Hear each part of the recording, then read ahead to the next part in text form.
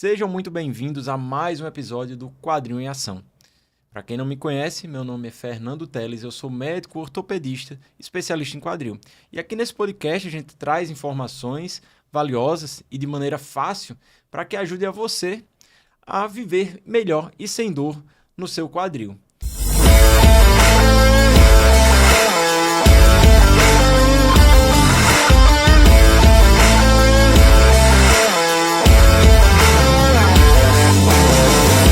Hoje, continuando essa série de episódios sobre tratamento da dor no quadril sem necessidade da cirurgia, trouxe mais uma vez meu amigo Felipe Jader. E hoje a gente vai falar um pouquinho sobre ondas de choque. Mas antes disso, eu queria que ele, principalmente, se apresentasse.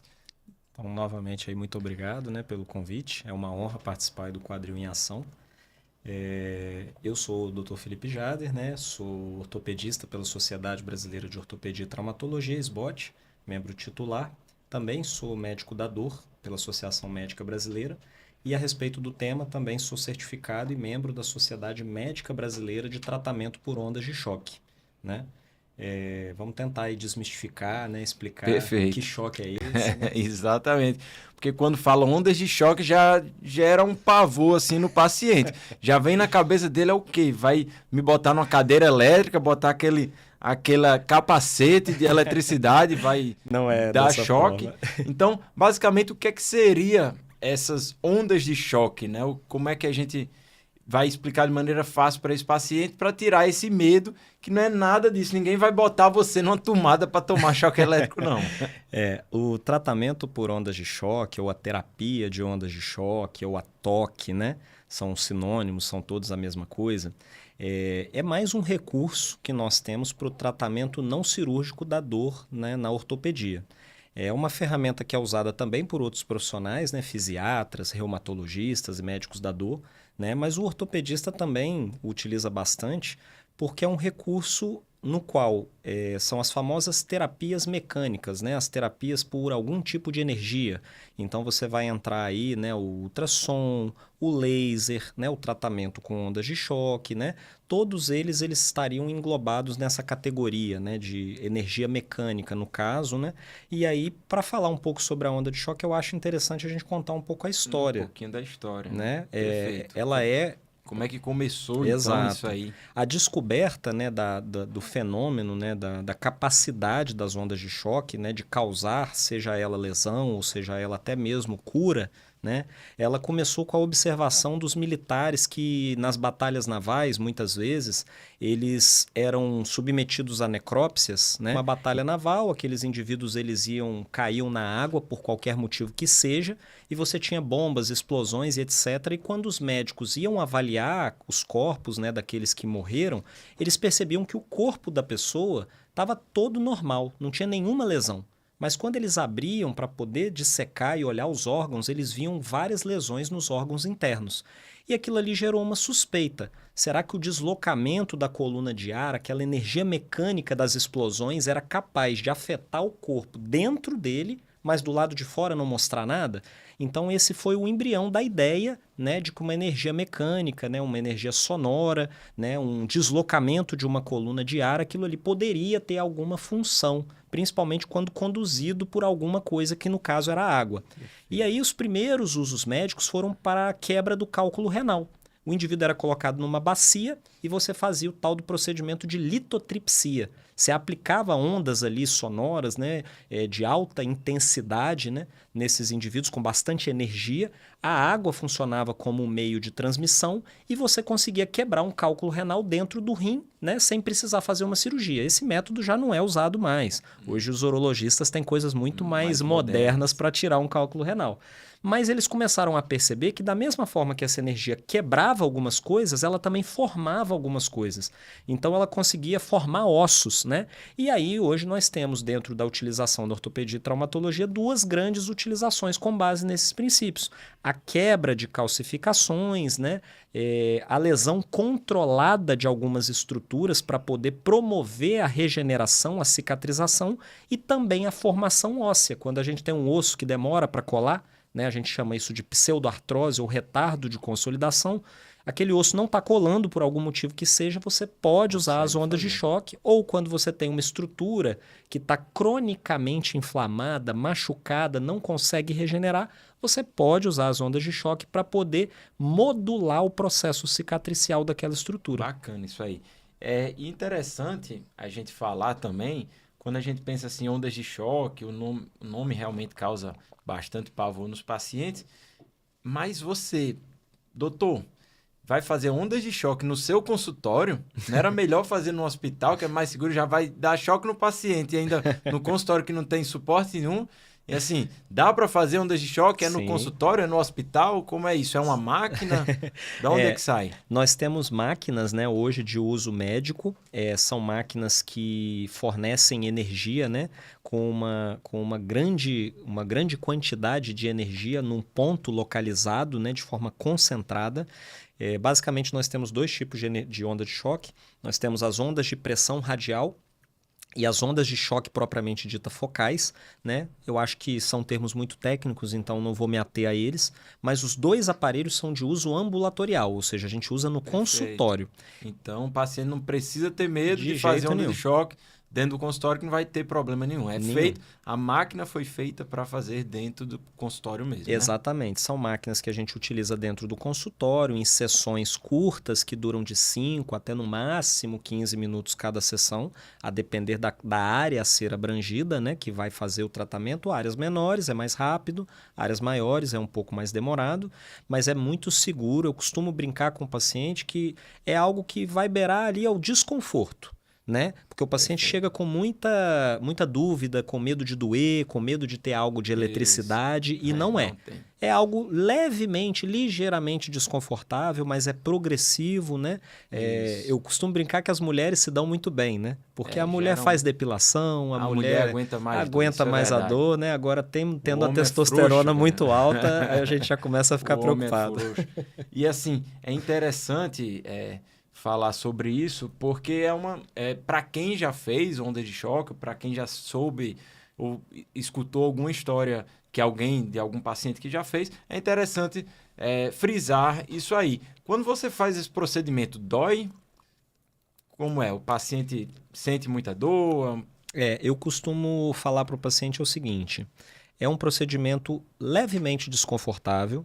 A depender da quantidade de energia, ele pode ser um pouco dolorido, mas ele não pode ser doloroso ou insuportável, né? Então, de uma forma geral, é muito bem tolerado, né? É progressivo, então você já não começa com uma energia máxima, você tem uma preparação da área, você vai fazendo a dessensibilização, então você começa com uma energia mais baixa, né? E de uma maneira geral, assim, graças a Deus, no meu consultório, nunca tive nenhum tipo de intercorrência, né? O paciente nunca foi submetido a dor extrema, muito pelo contrário, eles voltam para as próximas sessões, o que significa que a dor está bem controlada. E quando você vai, por exemplo, tem pacientes que têm uma sensibilidade à dor maior. Perfeito. Você tem alguma coisa que você faz ou não? Por exemplo, alguma pomada anestésica você pode usar? Uma ótima pergunta.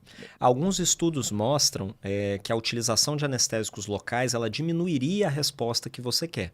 Então, não é muito bem indicado isso pela nossa sociedade, né, médica. A gente sabe que existem outras formas de você fornecer analgesia a esses pacientes.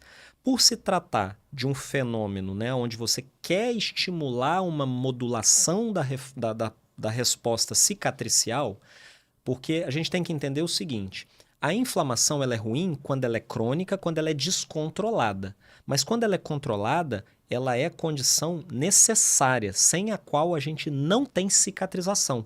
Então, para cicatrizar, tem que inflamar. E aí, se você dá anti-inflamatório, se você utiliza infiltração antes da onda de choque, isso vai afetar, isso vai alterar a resposta. Mas você pode fornecer analgésicos, Você tem aí a dipirona, o paracetamol, que são para dores mais leves. Você tem aí os opioides, o tramadol, a codeína, que são para dores mais moderadas. E até mesmo outros opioides para dores mais intensas. Na minha prática, nunca precisei chegar nem ao opioide. No máximo ali num pós, uma dipirona, um paracetamol, né? E sempre orientar o paciente que não deve utilizar anti-inflamatórios durante a terapia com onda de choque, né? Durante o tratamento com as ondas de choque, porque ele vai acabar afetando a resposta que você quer. Você quer promover uma agressão controlada para que aquilo module a resposta inflamatória que estava crônica, que estava descontrolada, e você consiga, em última instância, promover a regeneração, a cicatrização. Então, para você que é viciadinho no anti-inflamatório, né? Que não deveria ser, né? Tem paciente que pra tudo diz, não, doutor, tô aqui, senti uma dorzinha, mas ó, esse remedinho aqui sempre resolve minha dor. Tem os viciados nos anti-inflamatórios que adoram tomar. Vermelho. Então, se for fazer onda de choque, já sabe que o anti-inflamatório ele vai estar prejudicando a sua resposta. Então, não adianta, faz o procedimento, toma anti-inflamatório e chega dizendo que não funcionou, né? Então, outra dúvida sobre ondas de choque é o seguinte: quando eu falo no meu consultório, alguns pacientes me perguntam, doutor, mas eu já fiz ondas de choque. É aquela maquininha que eu faço na fisioterapia? É a mesma máquina? Aquilo que está na fisioterapia é a onda de choque? O que é que a gente pode falar disso aí? Você tem diferentes métodos, né, que vão ser utilizados pelos profissionais, né? Então, você tem ultrassom, você tem o laser, você tem o TENS, você tem alguns tipos de aplicadores, né, de ondas de choque, e você tem a onda de choque hoje, né, que é aquela que fornece uma energia maior. Né? A gente sabe, né, por decisões judiciais e tudo mais, que existem fisioterapeutas no nosso país e no exterior que trabalham com a mesma onda de choque terapêutica médica, com aparelhos muito bons, importados, aparelhos que são caros, mas a gente vê realmente muitas pessoas vendendo a onda de choque por aí com aplicadores que não são capazes de fornecer o tratamento que nós estamos conversando aqui, né? Então são aparelhos às vezes muito mais simples, aparelhos de mesa, né, que não têm a energia suficiente para promover todo esse processo que eu expliquei. Tem um nome bonito, né, que a gente aprende na onda de choque, que é mecanotransdução. É um nome bonito, mas que a tradução é muito simples. É você transformar um estímulo mecânico em uma resposta biológica. Então, aquilo tem que ter um parâmetro de localização, de frequência, que é a cadência daqueles impulsos, né, num minuto, num segundo, né, e de energia adequados. Então, não é qualquer aparelho que vai conseguir obter essa resposta, né? Não é um ato exclusivo médico no nosso país, eu preciso falar isso, é uma decisão judicial, mas a gente sabe que é algo capaz de causar efeitos colaterais, que é algo que pode gerar complicações leves, moderadas, até complicações graves. Então, eu geralmente recomendo que seja avaliado, né, e visto por alguém que tenha capacitação. No meu caso, a Sociedade Médica Brasileira por Ondas de Choque é uma chanceladora aí, e os aparelhos médicos que têm a energia suficiente, né, são algo que eu não abro mão. Isso. Então, na verdade, são máquinas diferentes, né?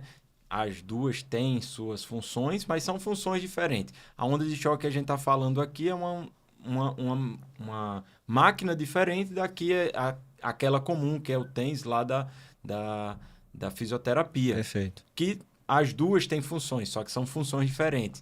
Então, é bom esclarecer isso para que o paciente não ache que eu fiz aquele choquinho e é a mesma coisa que você está oferecendo. São coisas diferentes. Ele pode tanto estar confundindo, como ele também pode estar fazendo algum tipo de tratamento, né, que se diz ser um tratamento por ondas de choque, mas que não tem os parâmetros o suficiente para causar, né, aquela resposta que a gente espera, e isso pode ser um fator confundidor. Ele vai falar para você no consultório que ele não teve a resposta com o tratamento. Entendi. E você está vendo que é um caso típico que tem indicação, que tem boa resposta, mas como ele fez um tratamento pseudo-onda de choque, que não foi de fato, aí ele vai criar isso uma confusão na cabeça dele. Então é muito importante o profissional qualificado, né, explicar realmente a diferença, porque eu acho que o paciente se confunde bastante nisso aí, por ele mesmo achar que aquilo é tudo igual, a mesma coisa, isso. Então faz de extrema importância, o médico explicar para que serve essa onda de choque, para que serve aquela outra, né? Então, E o interessante é que quando a gente fala de onda de choque, a gente abre um leque de possibilidades de tratamento e também um leque de opções de tipos de pacientes. Então, no meu consultório, pego muito pacientes atletas e a gente sabe que tem uma indicação para ondas de choque e também tem aqueles pacientes mais idosos. Mas falando um pouquinho dos atletas, em relação às ondas de choque, o que é mais comum no seu consultório? Eu tenho, embora aqui seja um podcast de quadril, mas pelo esporte que eu faço, eu tenho vários pacientes que chegam com inflamação do tendão do calcâneo, até calcificação de tendão do calcâneo, tendinopatia também de manguito rotador, então tem dificuldade de levantar o braço. E a gente sabe que as ondas de choque têm sim função nessa parte de tendínea, né? Pode melhorar a cicatrização e a melhora da dor desses pacientes que são atletas. Eu acho assim, a forma mais simples de entender, né, é você perceber que a aplicação das ondas de choque, ela é uma aplicação em casos crônicos. Né? Isso é muito importante e a gente diferenciar, até para os colegas profissionais que estão escutando a gente, saber quando indicar. Né? Então eu vejo às vezes uma confusão. O paciente está com uma inflamação no tendão, está com uma tendinite ou uma tendinopatia, vai para a onda de choque. Não é bem assim. Né? Quadros mais agudos não respondem bem à onda de choque porque, como eu falei, ela é uma moduladora de um processo inflamatório, ela vai estar muito bem indicada nos quadros crônicos. Quadros de calcificação, por natureza, já são crônicos, pelo tempo que demora para aquela calcificação se formar. Então, talvez a indicação mais clássica da onda de choque seja as tendinopatias, ou seja, as doenças de inflamação e de desgaste do tendão, crônicas que formam calcificação. Pedaços de osso mesmo no tendão. Então, as tendinopatias ao redor do quadril que tem calcificação, as tendinopatias ao redor do ombro que tem calcificação, do cotovelo, do pé e assim sucessivamente. Então, esse seria uma grande indicação.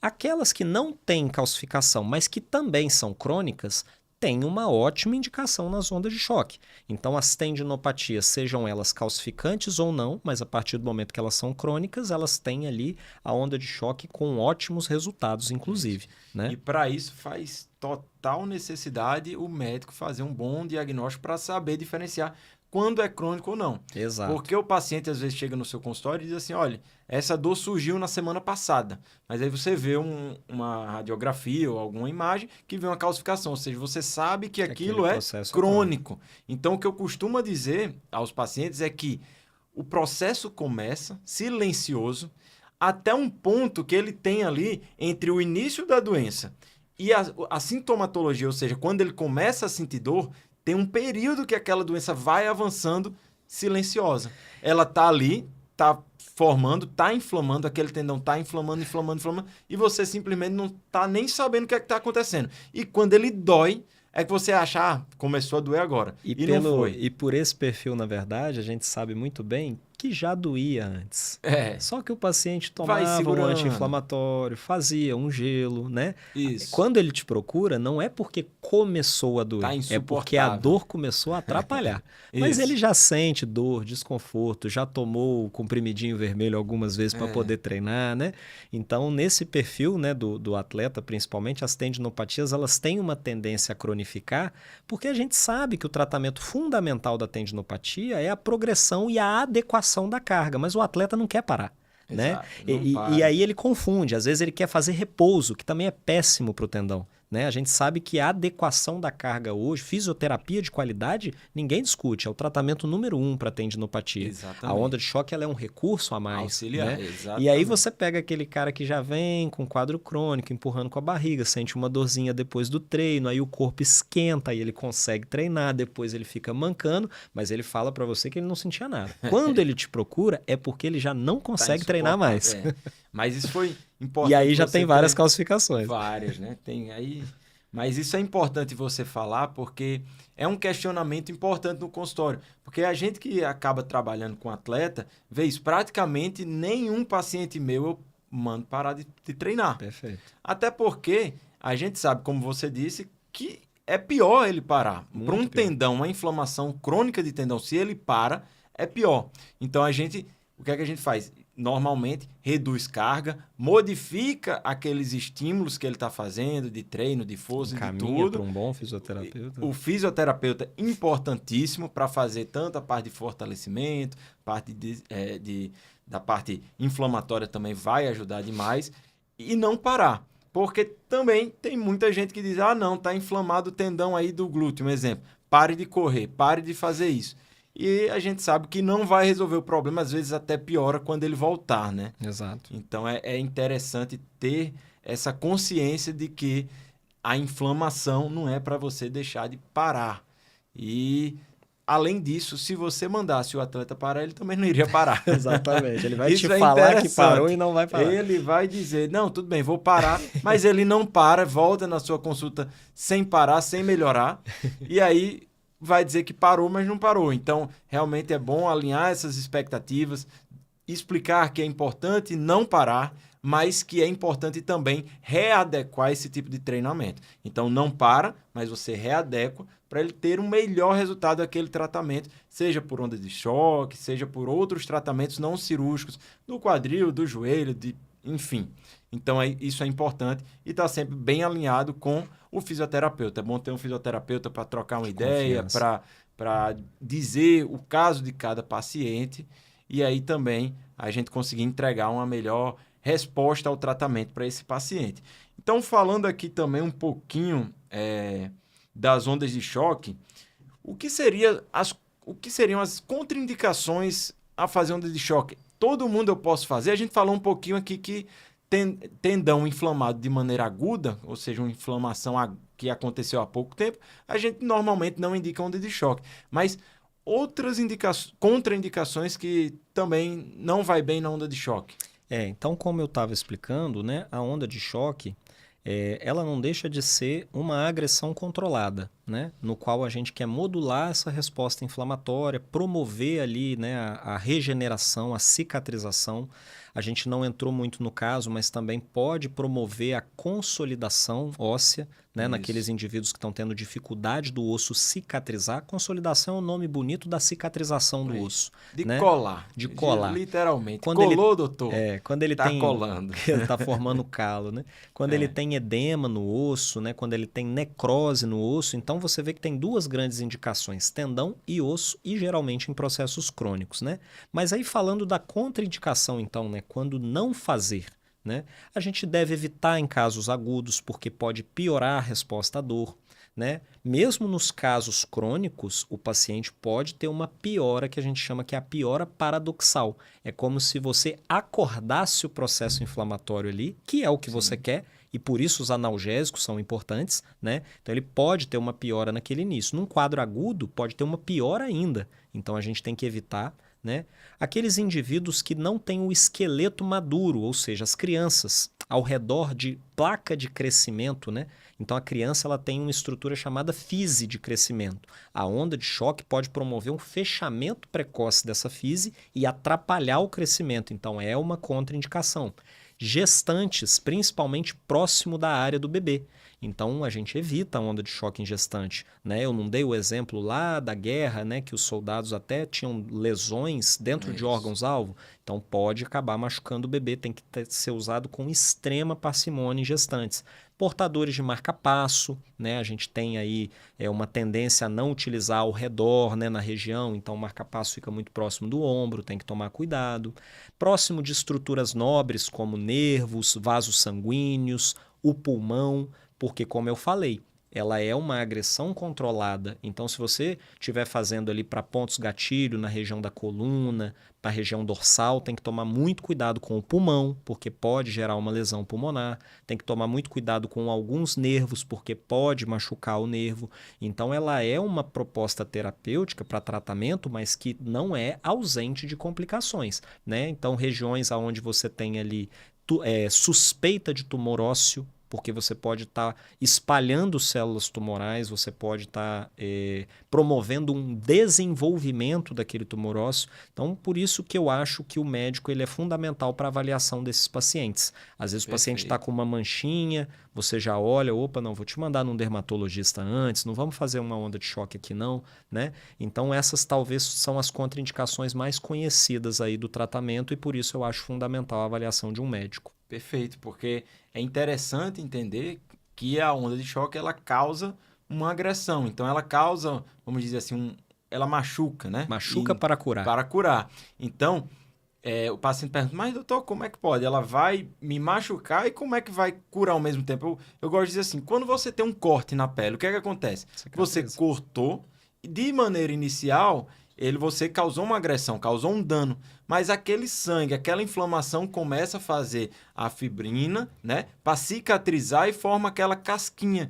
Então, basicamente é isso, aquelas inflamações crônicas que estão lá há muito tempo, você com a onda de choque causa esse desbalanço, vamos dizer assim, para que o corpo entenda que vai precisar regenerar. Perfeito. E aí, do mesmo jeito que forma casquinha na pele, vamos dizer que vai formar a casquinha lá dentro do seu tendão e o corpo vai organizar e vai melhorar isso aí. Então, agride para curar. Para levar células que vão promover a cura naquela região, né? E vão acabar com aquele desequilíbrio no qual a balança está pesando contra o paciente. Exatamente. E aí a gente vai tentar inverter isso e fazer com que melhores células cheguem àquela região e a balança fique a favor do paciente para promover uma cicatrização ao invés de um processo de tendinose, de tendinite crônica. Piorar o caso, né? Então, por isso que as contraindicações são tão boas, são tão importantes, né? Perfeito. Para a gente não acabar fazendo nenhuma besteira, porque já sabe que isso aí vai, de maneira controlada, causa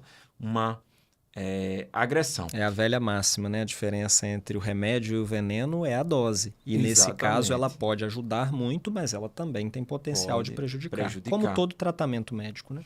Exatamente. E aí, quando a gente fala do tratamento de onda de choque, como é que funciona? Você faz uma vez, dura quanto tempo, precisa voltar? Então, é importante que os pacientes entendam, né, que esse recurso, que é um recurso muito valioso, né, nesses casos, quando bem indicado, quando respeitadas as contraindicações, ele tem um período para ele funcionar. Por quê? Porque você vai estar estimulando uma resposta do corpo. E essa resposta do corpo, pela própria característica das células, ela tem um tempo. Então, você tem a fase aguda, né, nos primeiros 3 a 7 dias. Você tem aquela fase que se segue da resposta cicatricial até 21 dias, podendo durar até 3 meses. Então, a gente fala que após a última sessão de ondas de choque, você tem por até 3 meses algo de resposta. E para poder não sobrepor as fases agudas, você tem que dar pelo menos 7 dias de intervalo entre as sessões. É claro que isso não é uma ciência exata, você vai acompanhar cada caso, né? Então você, em média, vai fazer algo em torno de 4, 5, até 6 sessões, a depender de cada caso, podendo, depois de uma reavaliação, repetir uma série de mais 3 sessões, por exemplo, né? Não passando na prática muito mais do que isso. Então eu falo para o paciente, de uma forma geral, no consultório, a gente sempre vai trabalhar com a ideia de algo em torno de 5 sessões e de uma reavaliação em torno de 3 meses após finalizadas essas sessões, com intervalos em torno de 7 a 10 dias, dependendo da resposta. O paciente tiver uma resposta muito aguda, às vezes a gente pode dar um intervalo um pouquinho maior, de 14 dias, depois de 3 semanas reavaliar e fazer mais algumas para complementar. Aí isso vai depender muito do que está sendo tratado. Então eu falo, é um processo que demorou às vezes meses, né, ou anos para ser instituído, você não vai conseguir curar ele em um dia, né, mas você consegue ter uma boa resposta em torno aí de 5 a 6 sessões, podendo por até 3 meses você ter uma boa resposta. Perfeito. E então, fundamental associar a outras medidas, né? Exatamente, era isso que seria a próxima pergunta. Então, na maioria das vezes, assim, na sua prática clínica de consultório, você costuma usar onda de choque isolado ou tem algum outro método que você normalmente associa para melhorar essa resposta ao tratamento do paciente? Perfeito. Quando eu pego os casos, né, de osteonecrose, né, de pseudoartrose, que são os casos ósseos, a gente sempre tenta fornecer ao paciente uma base nutricional, laboratorial, afinal de contas ele precisa de cálcio, vitamina D, nutrientes para promover a consolidação, a cicatrização do osso. Não é tanto o nosso foco, né? Acaba sendo casos um pouco menos frequentes, mas é importante então você ter outros recursos associados. Agora, quando a gente pensa em tendinites, em calcificações, em dores miofaciais, que também é uma indicação da onda de choque, pontos gatilho, né, e etc., é sempre, isso daí eu não abro mão. Importante, né, fundamental, o acompanhamento em conjunto com um bom fisioterapeuta. Perfeito. Né? Tendinite se trata com boa periodização, boa progressão de carga nesses tendões. Né? O que a gente faz, às vezes, com esse tratamento é promover o desequilíbrio da balança a favor da cicatrização e do paciente, porque aquele quadro está crônico e ele é como se ele ficasse ali andando de lado, né? Ele não progride na fisioterapia, ele fica patinando ali e aí você usa a onda de choque como se fosse para dar aquele estímulo que muitas vezes acaba sendo o que está faltando. O que está faltando, né? Então, como... Pra botar a bola para dentro do gol. Exato. Como monoterapia, né, de forma isolada, eu praticamente não vejo indicação hoje, né? Mas ela como associação nesses dois casos, né, ao fisioterapeuta. Em alguns casos, você pode associar infiltrações. Então, por exemplo, o paciente ele tem uma doença intraarticular e uma tendinite extraarticular. Você pode associar uma infiltração intraarticular e você pode fazer o tratamento com ondas de choque fora da articulação naqueles tendões ali, por exemplo. Talvez essa seja um exemplo clássico, né? Então, sempre dá para associar, sempre é bem-vindo, né? Mas a fisioterapia é fundamental. Perfeito. Então, acho que é isso. A gente discutiu um pouquinho sobre ondas de choque, deu para entender que não é nada de outro mundo, ninguém vai botar um paciente ligado seguro. a uma tomada, dá para fazer em consultório, tem suas indicações e que realmente tem que ser bem indicado para que a gente consiga fazer, como a gente explicou aqui, aquela agressão virar um ponto positivo de tratamento para esse paciente. Então, gostaria de agradecer mais uma vez aqui, Dr. Felipe Jader, veio para somar aqui no podcast, para falar alguns tratamentos não cirúrgicos da dor do quadril. E gostaria de convidar vocês a deixarem perguntas, deixarem questionamentos, que tenham ficado alguma coisa aqui que você não entendeu, ou alguma questão, alguma pergunta que você gostaria de fazer sobre ondas de choque, pode deixar aqui no link que você vai... que a gente vai tentar responder ou nos próximos podcasts, ou eu vou responder no meu Instagram, e essas suas dúvidas vão, de maneira, alimentar as nossas conversas aqui. Com certeza. Tá bom? Então, é isso aí. Muito obrigado por mais um podcast.